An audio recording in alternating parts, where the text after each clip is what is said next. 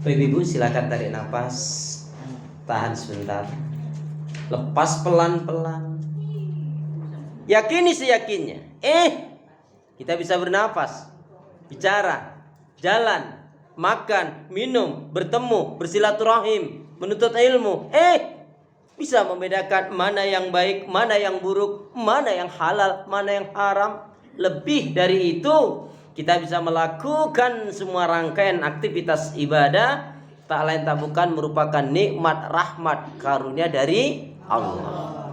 Dan dengan itu kita akan selalu ingat firman Allah, fabi ayyi ala'i rabbikuma tukadziban, fabi ayyi ala'i rabbikuma tukadziban. Nikmat Allah yang mana yang kamu dustakan? Nikmat Allah yang mana yang kamu dustakan?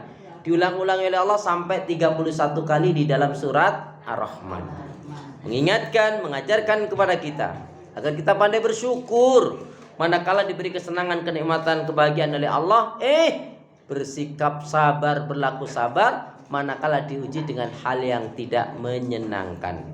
Mari kita awali majelis kita, ta'alum kita, kajian kita dengan membaca basmalah. Bismillahirrahmanirrahim. Assalamualaikum warahmatullahi wabarakatuh. Kalau melihat langsung dan dengar langsung dari semangat jawab salamnya, insya Allah ini semua hamba-hamba Allah yang akan menjadi calon penghuni surga.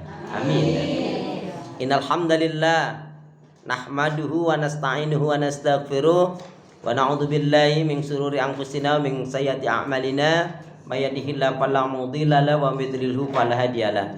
Walhamdulillahilladzi khalaqal mauta wal hayata liyabluwakum ayyukum ahsanu amala. Yaqulullahu tabaraka wa ta'ala fil Qur'anil Karim, a'udzu billahi minasyaitonir rajim. Ya ayyuhalladzina amanu taqullaha haqqa tuqatih wa la tamutunna illa wa antum muslimun. Wa qala Rasulullah sallallahu alaihi wasallam, min husni islamil mar'i tarkuhu ma la ya'nihi, rawahu Tirmizi. Syukur alhamdulillah ibu saudaraku seiman hamba Allah yang cinta pada kebaikan dan kebenaran, yang selalu mengharapkan keridhaan Allah. Kembali Allah pertemukan kita dalam majelis yang mulia ini, majelis ilmu, untuk sama-sama mencari mengharapkan keridhaan Allah Subhanahu wa taala dengan mempelajari Al-Qur'an dan Sunnah Rasul. Tentunya doa pinta kita semoga hati, iman, ibadah, akhlak dan ilmu yang Allah berikan kepada kita hendaknya menjadikan kita bisa lebih baik daripada hari-hari sebelumnya. Bisa memberikan kebaikan dan manfaat yang banyak pula untuk diri, keluarga, teman, sahabat, saudara, tetangga dan orang lain. Dan insya Allah dengan semangat fastabiqul khairat, berlomba-lomba di banyak kebaikan, dan dengan istiqomah, insya Allah yang kita pinta akhir kehidupan kita mati dalam keadaan husnul khatimah. Amin. Kenapa ya? Karena seorang muslimah yang baik hatinya, baik imannya, baik ibadahnya, baik akhlaknya dan ilmunya, insya Allah jiwanya tenang dan tentram walaupun tabungannya banyak. Amin. Jadi kalau mau tabungannya banyak, baikin hati, baikin iman, baikin ibadah, baikin akhlak dan juga baikin ilmu. Alhamdulillahirabbil alamin. Allahumma shalli ala Muhammad, Allahumma shalli ala Muhammad. Salawat dan salam semoga Allah selalu curahkan, limpahkan pada Nabi kita Muhammad sallallahu alaihi wasallam yang telah menyampaikan, mengajarkan risalah Islam dengan sempurna rahmatan lil alamin. Ibu-ibu sehat semua? Sehat semua. Ibadahnya lancar. Tambah sabar. Makin bersyukur. Makin lembut hatinya, harmonis rumah tangganya, putra-putrinya, anak cucunya, saya doakan makin baik, solih solihah. Amin. Rasulullah pernah ditanya, ya Rasulullah, ayul amal afdal, Rasul amal apa sih yang paling utama itu? Maka dijawab, as-salatu ala waktiha, sholat tepat waktu. Orang yang menjaga sholat berarti dia sudah menjaga apa yang pertama kali Allah perintahkan. Karena di akhirat nanti yang akan diperiksa dari amalan seorang hamba pertama adalah sholatnya. Kalau sholatnya baik maka yang lainnya baik, tapi kalau sholatnya rusak yang lainnya rusak. Ibu, kaitannya dengan sholat, ibu lihat surat Maryam. Surat Maryam surat 19 ayat 59. Allah berfirman, a'udzubillahi minasyaitonirrajim. Fa khalafa min ba'dim khalfun adaa'us shalah wa taba'us syahawat fasawfa yalqauna ghayya. Surat Maryam surat 19 Quran saya ayat yang ke-59. Maka akan datanglah pengganti-pengganti yang buruk, yang mengabaikan sholat, yang memperturutkan hawa nafsu rendah, maka mereka pasti akan menemui kesesatan. Makanya orang selamanya nggak akan diberi kebahagiaan, ketenangan, keberkahan oleh Allah kalau dia suka mengabaikan sholat. Dan sholat yang hendaknya betul-betul perhatikan, terutama sholat zuhur. Sholat yang hendaknya betul-betul perhatikan, terutama sholat zuhur. Sekali lagi, sholat yang hendaknya betul-betul perhatikan, terutama sholat zuhur, asar, maghrib, isya, dan subuh. Itulah sholat-sholat yang hendaknya betul diperhatikan. Tsumma ayu, lalu apa ya Rasul? Birrul walidain, berbakti kepada orang tua. Ridallah fi ridal walidain wa suhtullah fi suhtil walidain. Keridhaan Allah tetap pada ridhanya orang tua, murkanya Allah tetap pada murkanya orang tua. Bu, kebahagiaan yang sebenarnya salah satunya adalah ketika orang ingat firman Allah surat 17 ayat 23 24. A'udzubillahi minasyaitonirrajim. Wa qadha rabbuka alla ta'budu illa iyyahu wa bil walidaini ihsana.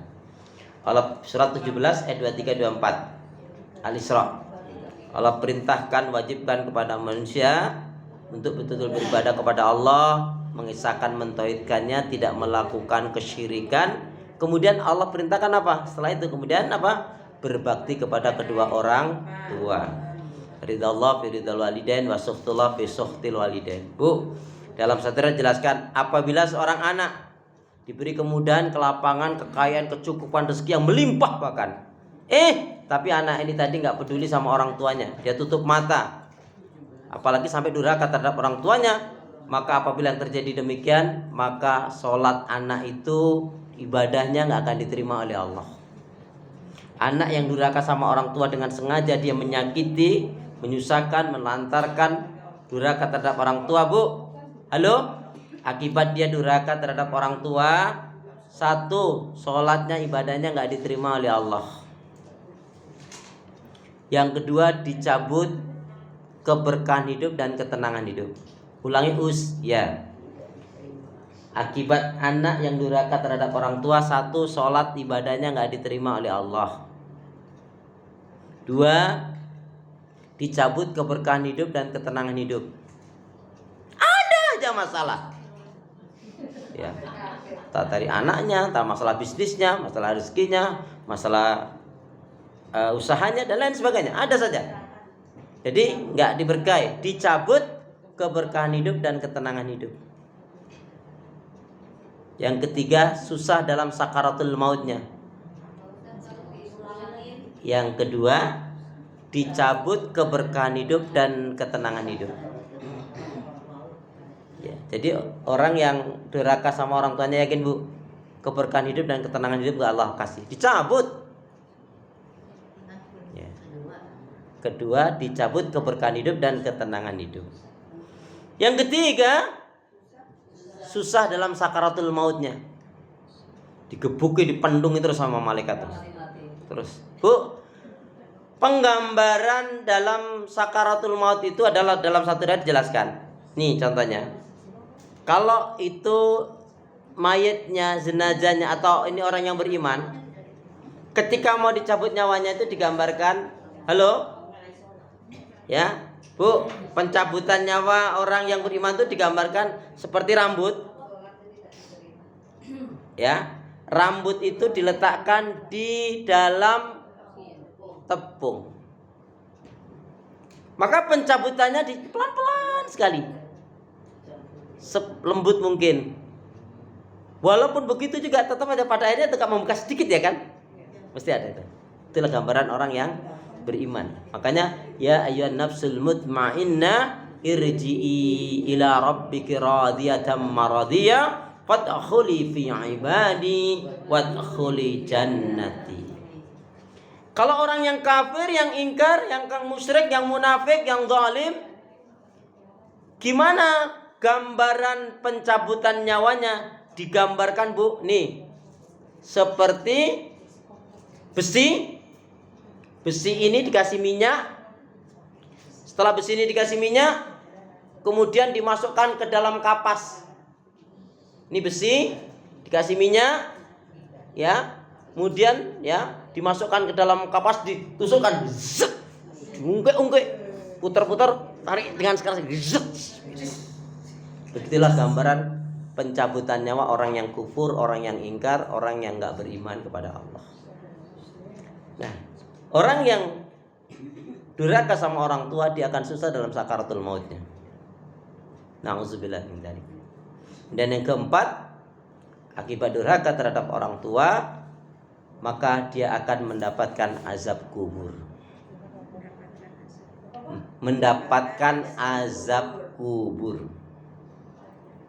Dulu itu ada itu mengingatkan suara rintian, suara tangisan, karena dipentungi di dalam kubur. Ada dulu itu. Gak usah dilakukan. Makanya kalau ada orang-orang yang nggak baik-baik itu, saudara nggak baik, diingatkan, nasihat, jangan dinasihati. Nasihatnya, mengingatkannya nggak usah banyak-banyak kata, cukup insaflah wahai manusia. Nggak usah didendang-dendangkan, insaflah wahai manusia, nggak usah begitu. Baik. Jadi yang ketiga apa? Ketika Rasul ditanya tadi, amalan yang utama sholat tepat waktu. Yang kedua birrul walidain, berbakti kepada kedua orang tua. Salam. Ya, akhirnya datang juga. Kemudian yang ketiga adalah al jihadu fi sabilillah. Ibu memahami jihad itu tidak mesti kita bawa bedil, bawa parang, pisau, golok berhadapan dengan orang kafir. Ya, itu memang jihad secara fisik. Tapi jihad kita hari ini itu bentuknya apa? Bu, bentuk jihad kita hari ini A, kita pakai ABC. Bentuk jihad kita hari ini A, yaitu memerangi dan menundukkan hawa nafsu. Karena nafsu yang buruk itu cenderung menyuruh, memerintahkan, mengajak pada keburukan. Menundukkan dan memerangi hawa nafsu. Hawa nafsu itu ditundukkan, bukan dihilangkan, Bu. Karena nafsu itu memang perlu ada. Cuman kan ada nafsu yang positif dan negatif. Lah kalau nggak punya nafsu ya repot.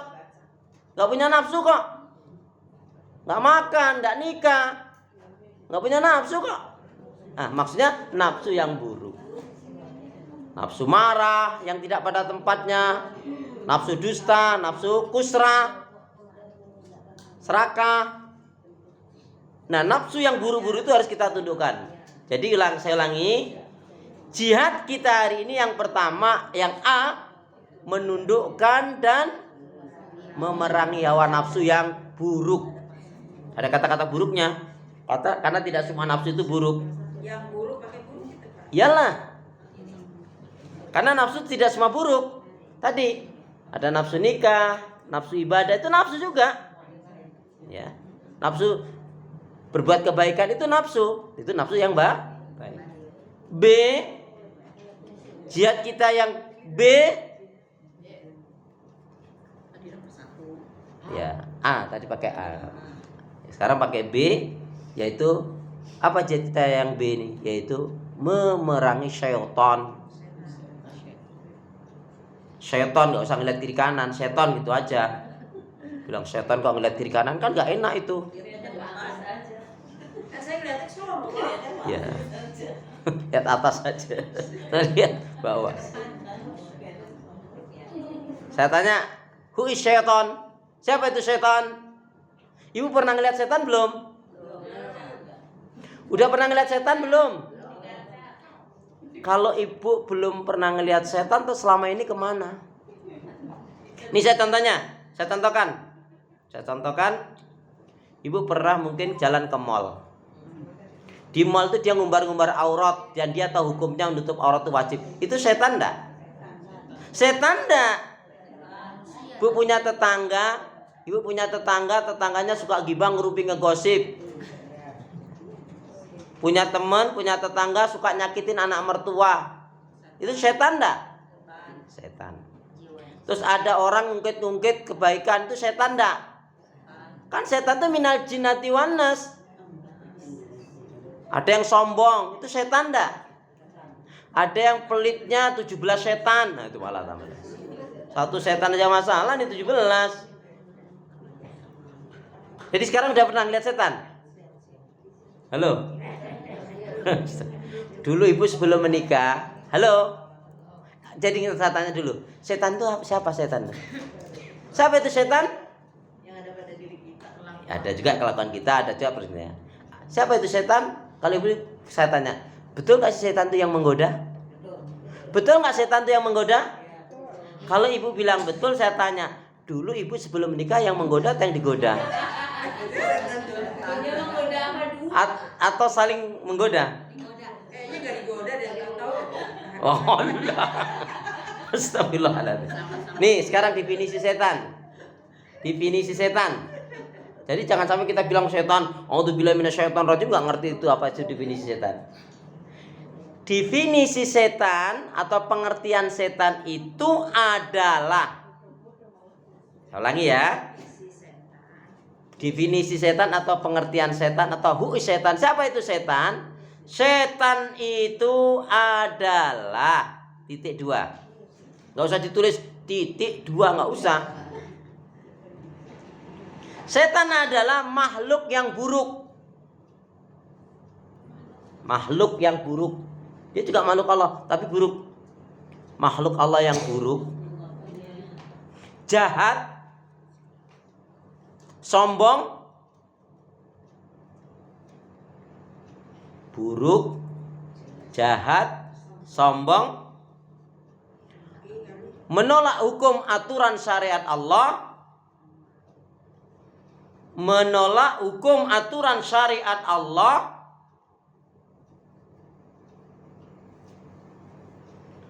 dan mengajak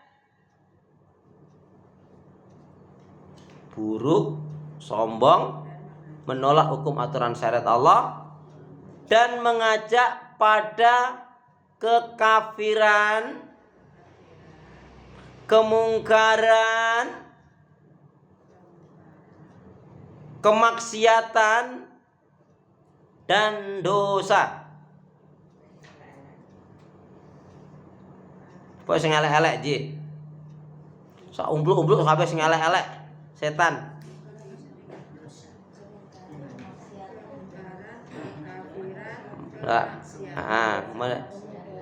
Yang mengajak pada apa tadi? Kekafiran, kemungkaran, kemaksiatan, dosa, dan dosa. Baik dari golongan jin ataupun manusia. Nah ini, baik dari golongan jin maupun manusia.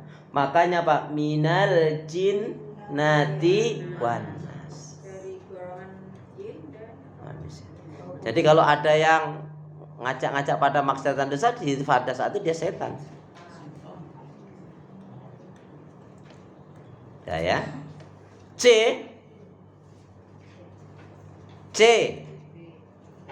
Tadi kan jihad kita yang kedua, yang B tadi apa? Terhadap memerangi setan. C. Jihad kita ini apa saat ini? Yaitu memerangi kebodohan. Kita nggak boleh bodoh. Kalau bodoh itu diengkok-engkok kita itu. Setan tuh paling senang dengan orang yang bodoh, karena orang yang bodoh itu mudah sekali diseret, diajak untuk melakukan keburukan, diajak ke neraka manut. Memerangi segala macam kebodohan. Orang yang bodoh itu Bu, nggak pernah nasibnya baik. Bukan, dia mudah dibohongin, bukan bohongin orang yang bodoh Pak. Makanya ada yang diumpamakan orang bodoh itu contohnya seperti kambing. Itu masih mending. Nah, seperti kethek piye? Kethek itu gambaran rakus. Bu, kambing kalau suruh milih, ya, ini ada uang 100.000, ya, sama rumput. Dia pilih mana? Rumput. Kambing kok.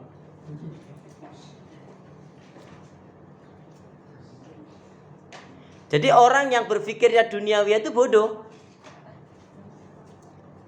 Jadi kalau ada orang yang hanya berpikir tentang dunia, punya ini, punya itu, tapi dia lupa akan akhirat, bodoh. Dunia ini akan dia tinggalkan. Ibu punya apapun, sebagus apapun, semahal apapun, kalau ibu meninggal nggak ada yang dibawa. Bahkan ibu ketika meninggal, itu kaos kaki bolong aja nggak dibawa itu.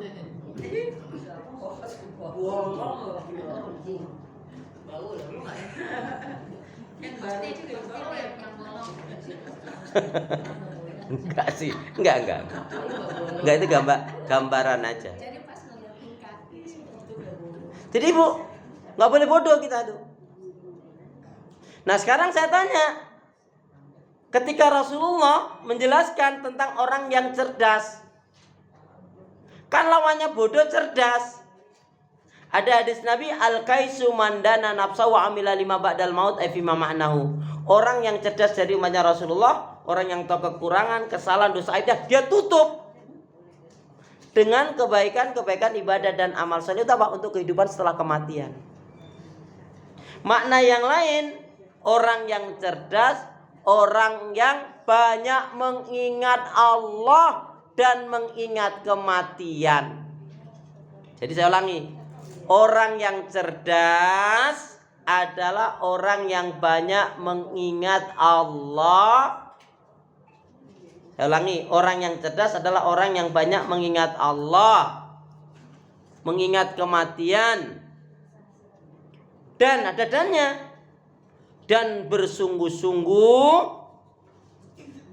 menyiapkan amalan kebaikan untuk menghadap Allah. Ulangi Ustadz. Ya. Orang yang cerdas adalah orang yang banyak mengingat Allah, mengingat kematian, dan bersungguh-sungguh mempersiapkan diri dengan amal kebaikan yang terbaik. Ulangi Us. Orang yang cerdas adalah orang yang banyak mengingat Allah, ingat kematian, dan bersungguh-sungguh mempersiapkan mempersiapkan diri dengan amal yang baik, dengan amalan yang terbaik untuk menghadap Allah. Kemarin sudah saya contohkan amalan yang terbaik, salah satunya apa Ibu? Ibu mohon maaf ya, kalau di antara ibu ini sekarang ini, halo Bu, mohon maaf nih, penting sekali nih. Jika di antara ibu hari ini sudah ada yang merasa tua, udah ada yang merasa sering sakit-sakitan, ada yang merasa sudah dekat dengan kematian, saya ingatkan kepada ibu, sebaiknya panjenengan segeralah yaitu berwasiat wakaf. Berwasiat wakaf. Kalau sudah paham tidak tak terangkan. Paham maksudnya? Wasiat wakaf itu gini Bu. Nah, apabila sewaktu-waktu mama meninggal, maka rumah yang ini nilai yang 100 jutanya untuk diwakafkan atas nama mama. Kalau bapak ya bapak, kalau ibu ya ibu. Apa Bu alasannya? Ini ibu harus ngerti. Yang harus kita sayangi, yang harus kita cintai, yang harus kita manjakan adalah diri kita sendiri. Lagian itu duit-duit kita. Kenapa alasannya? Kalau ibu tidak berwasiat, itu hanya menjadi waris. Waris sangat tergantung anaknya. Mohon maaf, tentu kita berharap anak kita baik-baik semua. Tapi gak akan mungkin rasanya dia akan berwakaf senilai yang angka kita. Gimana Mbak?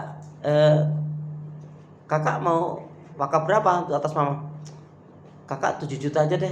Yaudah kalau gitu aku 3 juta aja. Dan itulah yang menjadi penerang, menjadi penyelamat, menjadi syafaat penolong ibu ketika ibu meninggal. Itu menjadi jariah kita. Tiap hari ngalir pahalanya, dan itulah sampai hari kiamat nanti.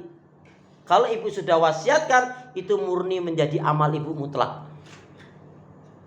Tapi kalau tidak, dia hanya menjadi waris. Waris itu jadi haknya anak. Sangat tergantung anaknya baik atau tidak. Bukan kita nggak yakin anak kita akan baik. Tapi bu, ini yang tadi perlu kita manjakan, yang perlu kita buat senang diri kita sendiri untuk menghadap Allah. Lagi duit-duit kita kok. Tapi ketika ibu belum berwasiat itu tadi, mohon maaf tadi, dia hanya menjadi amalan waris. Itu nek anak yang beneh, anaknya ngerti paham. Karena Allah menyatakan yauma la yanfa'u malu wala banun illa man atallaha biqalbin salim. Surat 26 ayat 88-89. Surat Asy-Syu'ara surat yang ke-26 ayat yang ke-88-89 Allah berfirman, A'udzu billahi minasyaitonir rajim. Yauma la yanfa'u malu wala banun illa man atallaha biqalbin salim. Pada hari di akhirat nanti tidak ada yang dapat menyelamatkan seseorang. Yang menyelamatkan itu bukan harta kekayaan yang melimpah ruah, kecuali harta kekayaannya dia infakkan, disedekahkan di jalan Allah. Juga bukan anak yang dibangga-banggakan, kecuali anaknya baik, solihah. Ketika ibu sudah berwasiat wakaf, itu mutlak menjadi harta murni ibu, menjadi amal murni ibu. Wong kita yang potong panting kok. Lagian anak, cucu itu punya garis rezeki sendiri, bu. Nggak ada jaminan dengan dia diwariskan itu dia akan baik. Ya kita selalu berharap, berdoa baik. Tapi ketika kita sudah wakafkan, Masya Allah, itu menjadi penerang kita, menjadi penyelamat dan syafaat bagi kita untuk menghadap Allah Subhanahu wa taala. Amin ya rabbal alamin. Berbentuk apa? Berbentuk barang atau bentuk uang? Kan tadi contohnya rumah ini kalau nanti mama meninggal, nilai yang 100 jutanya atau yang 200 jutanya atau berapanya ini wakafkan atas nama mama. Wakaf itu bentuknya apakah masjid, apakah musola, apakah pesantren, apakah kaitannya dengan umum fasilitas. Kalau untuk diberikan kepada fakir miskin kaum duafa itu enggak wakaf, itu sedekah. Ya, itu sedekah saja nilainya. Tapi wakaf itu memang untuk fasilitas umum, masjid, musola, pesantren, lembaga pendidikan, untuk kepentingan dakwah, itu bentuknya. J.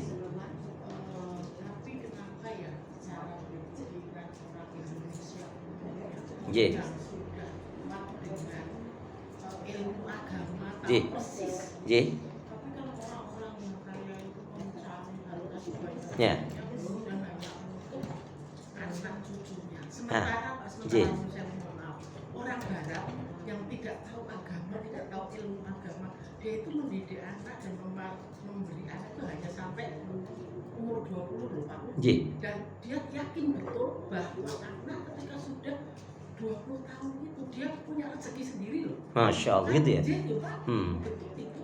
Nah, aneh banget ya kadang-kadang itu saya berpikir orang Indonesia Masya Allah. yang persis ilmu agama itu loh yang aneh.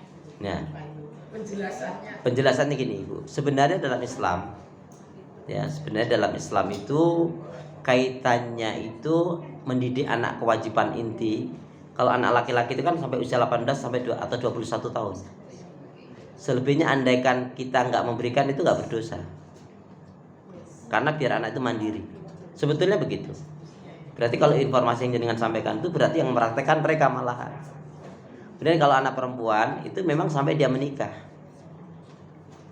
Nah, kalau kenyataan demikian, karena di kita ini tadi itu banyak yang ilmu itu hanya TikTok saja. Gini-gini teori-teori saja. Lah jenengan contohnya salat malam tahajud. Salat malam tahajud itu Bu, Kalau nggak diprogram bahwa sampai kiamat ya nggak tahajud. Iya kan? Sering saya sampaikan, lebih baik dipaksa masuk surga daripada dibiarkan masuk neraka. Di kita itu, coba sekolah ini kan nggak efektif. Ngapain? SD 6 tahun, kenapa harus 6 tahun? SMP harus 3 tahun, SMA 3 tahun, nanti S1 4 tahun, tambah lagi 4 tahun. Habis itu angka itu. Kalau dalam Islam, anak gadis, anak perempuan, dia sudah haid, bisa dia langsung menikah? Karena ukurannya kedewasaan, kalau wanita sudah haid kan boleh dia menikah.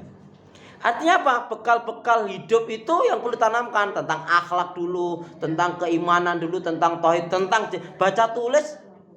Memang iya, karena dia akan menghadapi masalah itu.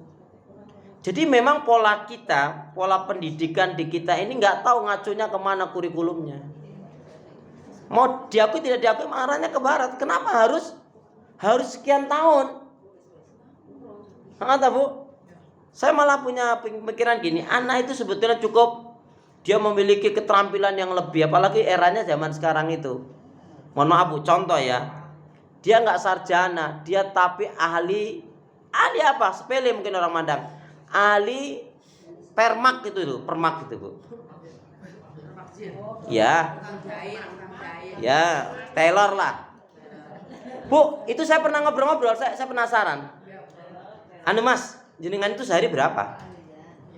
Ya nggak pasti Pak Ustadz. Dia tahu saya Ustadz. Kadang-kadang ya dapat 20, kadang-kadang 15. Tapi nggak, paling minim 10 dapat sih. Lah kalau 10 yang pakai sekali jahit itu 10.000, berarti 100.000.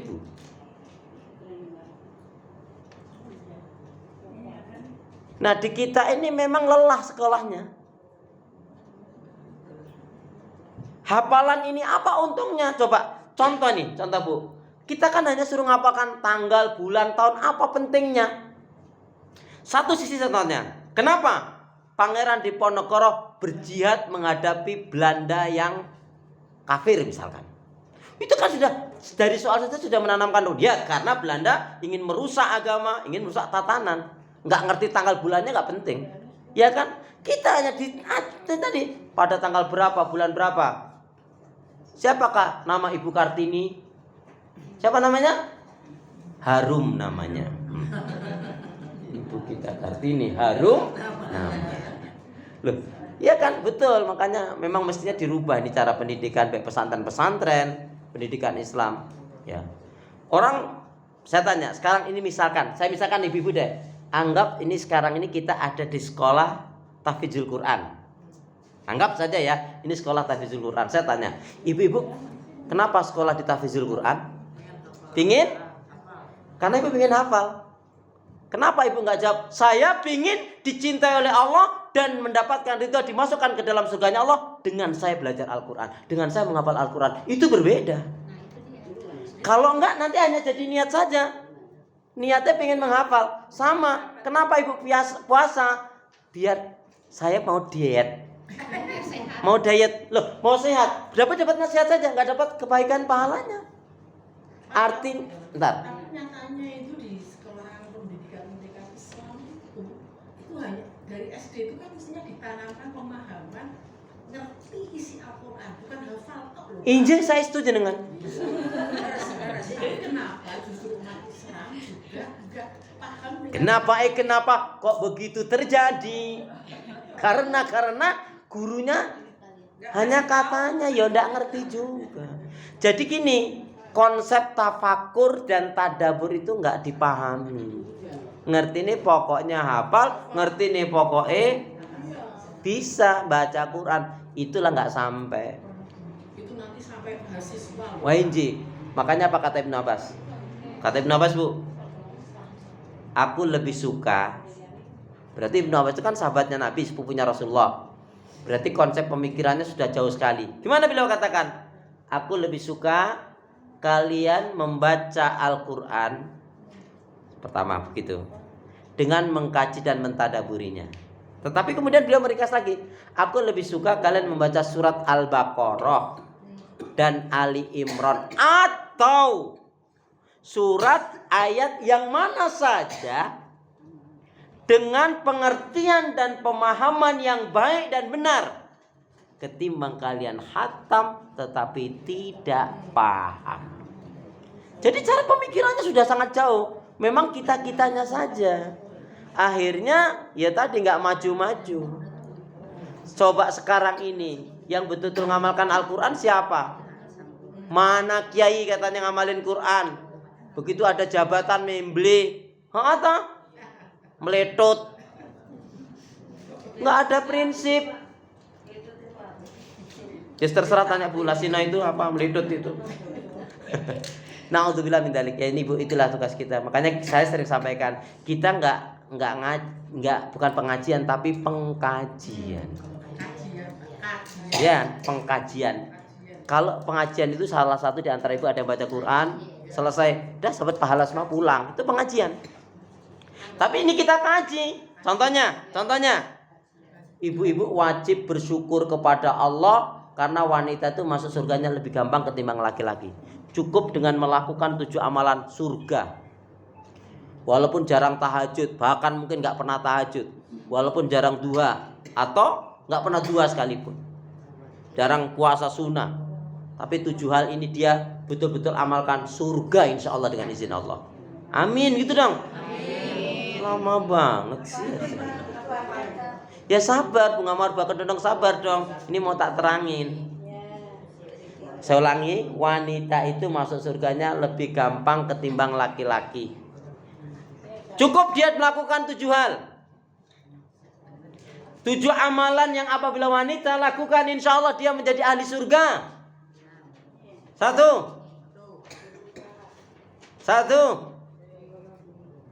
Masih 1. 7 amalan yang menjadikan wanita ahli surga. Di sini 1, di sana tunggu dulu. Ini tak tunggu. Tuh, ini C. Tehela. Ngecap Sunda ya? Ah, Sunda bisa. Dari mana sih Nata? Oh, Jawa Barat. Iya sama. Masya Allah. Damang Ibu. Alhamdulillah. Number 1. Taat kepada Allah. Bu, kata taat kepada Allah itu makna uraiannya banyak loh. Apa maksudnya? Kalau udah taat pada Allah berarti beriman, beribadah, ya mensyukuri nikmatnya. Ya. Ini salah satunya Bu, perhatikan. Kita itu diperintahkan oleh Allah untuk ibadah, ya enggak? Kita itu diperintahkan untuk banyak mengingat Allah, ya enggak? Bukan mengingat kesalahan orang. Ngapain kesalahan orang kita ingat-ingat, kita cari-cari? Itu saja kita banyak yang keliru. Kesalahan orang diingat-ingat terus. Bahkan sampai akhirnya apa? Ustadz, aku gak bisa Ustadz. Dia jahat banget sama aku. Kalau ingat kelakuannya, luka yang kurasakan. Sampai begitu ngapain? 2.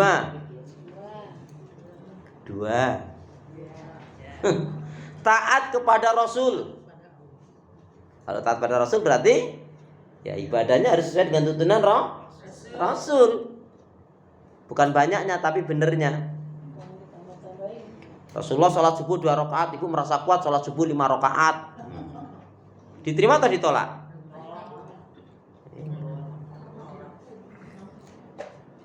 Tiga, taat kepada suami, ada catatannya, selama perintahnya baik dan benar. Ya, taat kepada suami selama perintahnya baik dan benar.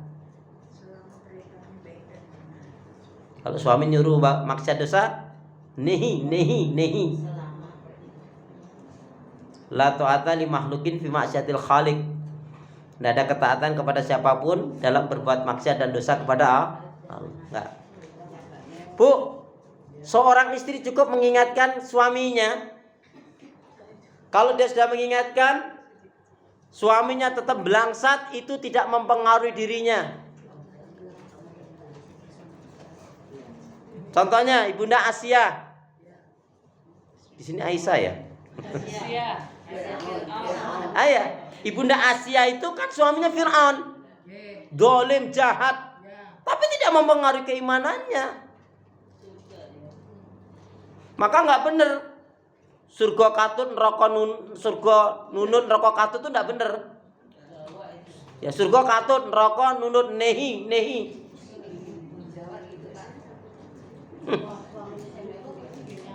Tapi Bu, suami itu jahat, istri sudah mengingatkan selesai. Suami berbuat baik, ibu senang, istri dapat pahala sebesar yang dilakukan suaminya. Contohnya, ibu kalau punya suami, dia baik sama orang tuanya, aduh masya Allah Bu, ibu cukup senang saja, itu ibu mendapatkan amalan yang besar. Tapi kalau ibu nggak setuju, ibu berdosa. Ini saya contohkan wanita yang solihah dan yang nggak solihah.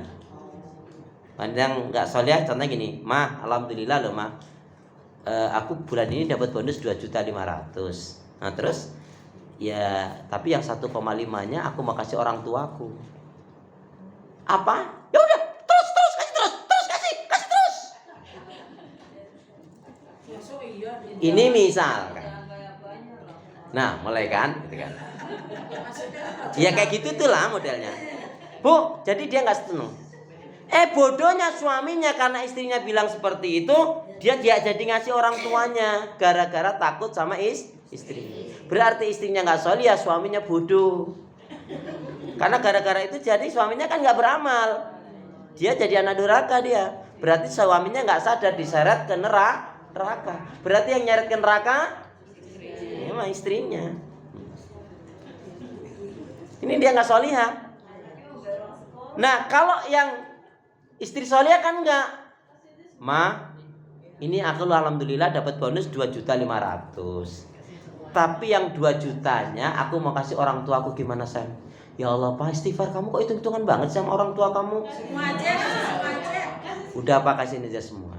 Mohon maaf ya Pak, sebenarnya aku selama 7 bulan ini diam-diam aku juga menabung. Aku belum bilang kamu, mohon maaf banget. Terus gimana Mah? Ntar tak ambilin dulu. Ini Pak, ini tabunganku yang 7 bulan. Tolong juga kasihkan ke orang tuamu.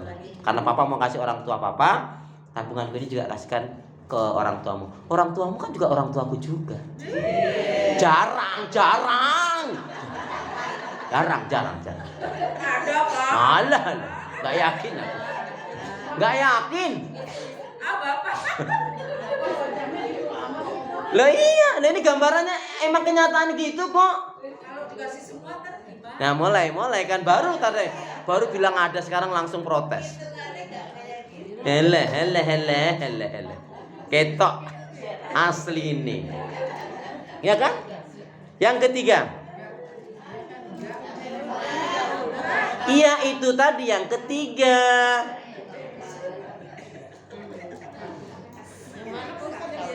Ya tadi yang ketiga, taat kepada suami selama perintahnya baik dan benar. Yang keempat belum, aku belum nyebut kok yo. Tadi itu yang tadi. Yang keempat, dia jaga dan perhatikan sholatnya. Bu, pengertian jaga dan perhatikan sholat berarti apa? Aqimi sholat, inna sholata tanha anil fahsya'i wal munkar. Kalau pelaksananya dia tepat waktu. Dia jaga dan perhatikan sholatnya. Karena ada yang ngakunya muslimah dengar azan kaget juga ada kok ya. Allahu Akbar. Ya Allah udah azan. Ada kan yang kayak gitu? Enggak ada di sini. Di sini enggak, alhamdulillah. Enggak ada Pak. Ya. Enggak ada ya Bu ya. Itu masih mending kalau yang gitu terus ambil air wudhu sholat. Ini yang lebih parah lagi, ibu-ibu lagi. Udah bagus di dalam rumah. Allahu Akbar. Mestinya ambil air wudhu sholat, enggak, malah keluar rumah nemuin tetangganya bilang apa? Jeng sekarang adanya cepet ya Jeng ya. Kurang kerjaan banget nih orang. Kalau lagi ngegoreng gimana Pak? Mulai kan. Sudah ngerti 3-5 menit lagi mau azan, malah ngopes-ngopes ikan, malah marut-marut, malah goreng-goreng. Ini kan astagfirullah. Nah mulai dah. Bapak nih nggak bener nih. Tuh malah nyalain ustadz ya. Dia jaga diperhatikan sholatnya. Yang kelima, dia jaga dan perhatikan saum puasanya. Dia jaga dan perhatikan saum puasanya. Ibu kalau lagi puasa itu semuanya bisa kita kendalikan kan Bu? Sampai aja mohon maaf ya, ibu-ibu itu kalau mau marah itu kalau lagi puasa, awas nanti kalau maghrib kamu katanya gitu. Kalau maghrib, karena dia ngerti kalau nggak maghrib nanti masalah gitu kan. Makanya ditunggu sampai maghrib. Alhamdulillahnya begitu adzan maghrib dia lupa. Alhamdulillah. Tapi yang parah tuh, mama tadi kan udah bilang kalau maghrib mama mau marah. Istighfar mah, iya nggak jadi. Sebab kalau sudah lagi puasa tuh Bu, sampai ada yang nyakitin kita katakan ini saiman, aku mohon maaf aku lagi puasa kan gitu. Nggak akan nanti, nggak apa-apa deh, batal deh sekalian. Malah gitu, kan bodoh banget itu. Mau dipancing-pancing. Yang keenam. Capek ya Pak. Enggak sudah. Jangan panjang-panjang. Yang keenam. Ayo 1 sampai 5 tadi kan udah dari saya tadi. Nah, coba yang keenam, gantian dong. Masa aku terus? Ustaz namanya juga. Pak, nggak nyambung Bapak. Wallah. Yang keenam, nah ini Bu. Dia bukan. Dia tutup auratnya, ya, dia tutup auratnya atau dia jaga auratnya dan aib keluarganya. Dia tutup jaga auratnya, berarti dia nggak umbar, dan dia tutup aibnya. Nggak ada aib keluarga itu nggak ada yang tahu. Karena berdosa loh Bu. Dia tutup jaga auratnya dan aib keluarganya. Kalau aurat itu kan pribadi dia, berarti dia berhijab, gitu loh. Perilakunya baik. Dan dia nggak pernah bercerita tentang aib keluarganya. Contohnya gini Bu, halo Bu. Membuka aib keluarga itu contohnya gini, enak ya Jeng ya situ suaminya baik, pengertian nggak kayak suami gitu kayak error dia. Itu sudah aib itu. Dan saya ingatkan ibu hati-hati kalau ngomong. Bisa jadi anak nggak nurut itu gara-gara ucapan ibu.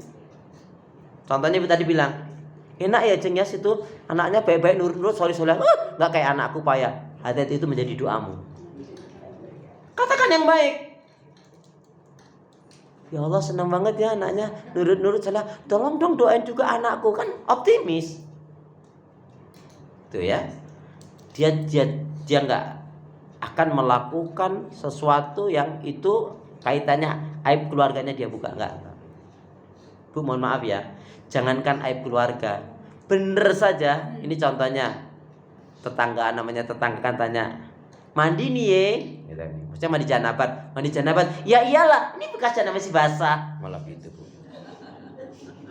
Ngapa kayak gitu itu? Halo? Ada kan yang kayak gitu Bang? Gak boleh. Alhamdulillah. Malah ini masih basah ini.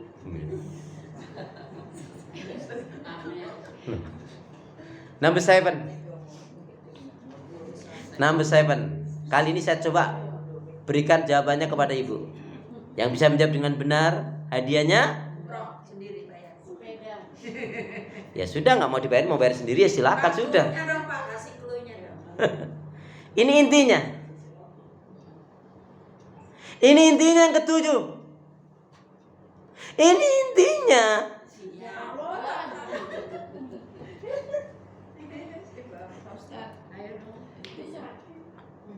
Mengesahkan, mentauhidkan Allah dan tidak syirik. Mentauhidkan Allah dan tidak syirik gitu aja. Mentauhidkan Allah dan tidak syirik. Mentauhidkan Allah dan tidak syirik. Bu, syirik itu perbuatannya, musyrik orangnya. Kita baca dulu hadisnya. Kita baca sabda Rasulullah. Bismillahirrahmanirrahim. Qala Rasulullah sallallahu alaihi wasallam, man mata wa lam yusyriku billahi syai'an, man mata wa lam yusyriku billahi syai'an dakhalal jannah. Wa man mata yusriku billahi syai'an Yusriku billahi syai'an dakhalan nar. dakhalan nar. Barang siapa Barang siapa yang mati yang mati tidak musyrik, tidak musyrik, tidak mensekutukan Allah, tidak mensekutukan Allah, maka baginya surga. maka baginya surga. Aminnya mana? Amin. Dan barang siapa Dan barang siapa yang mati musyrik, yang mati musyrik, mensekutukan Allah, mensekutukan Allah, maka baginya maka baginya neraka. neraka. 7 amalan ini ibu amalkan. Walaupun jarang tahajud, jarang dua, bukan saya mengajari jangan lakukan. Kalau bisa itu menjadi amalan penyempurna kita. Surga jaminannya, Bu. Kenapa? Wanita yang bisa seperti ini, Bu, setelah itu apa? Dia akan dipersilakan, kamu mau masuk surga melalui pintu yang mana? Coba. Tapi kenapa kok wanita ini banyak masuk neraka? Karena dia suka nyakitin anak mertua.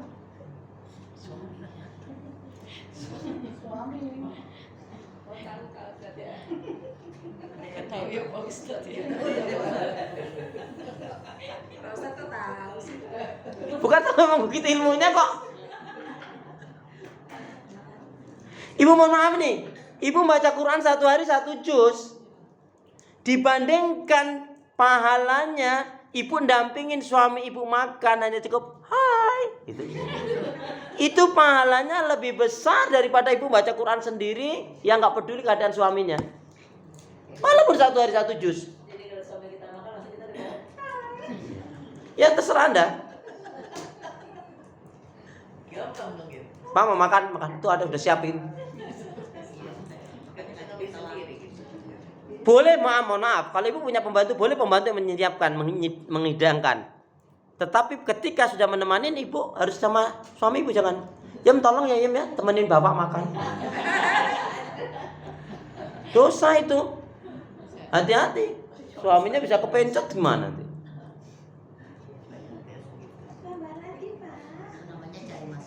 Nah, tahu kan? Jadi Bu, wanita tuh kenapa kok banyak masuk neraka tadi? Karena suka nyakitin anak mertua, kurang bersyukur, suka ngungkit-ngungkit kebaikan, gampang marah, suka gibah ngerubi ngegosip, ngungkit-ngungkit kebaikan. Nyesel aku, itu keponakan lagi susah lagi sulit apa itu tak tolong. Sekarang jadi orang boro-boro datang ke rumah. Terima kasih ya Mbak tuh. Nyesel aku, hapus kebaikanmu.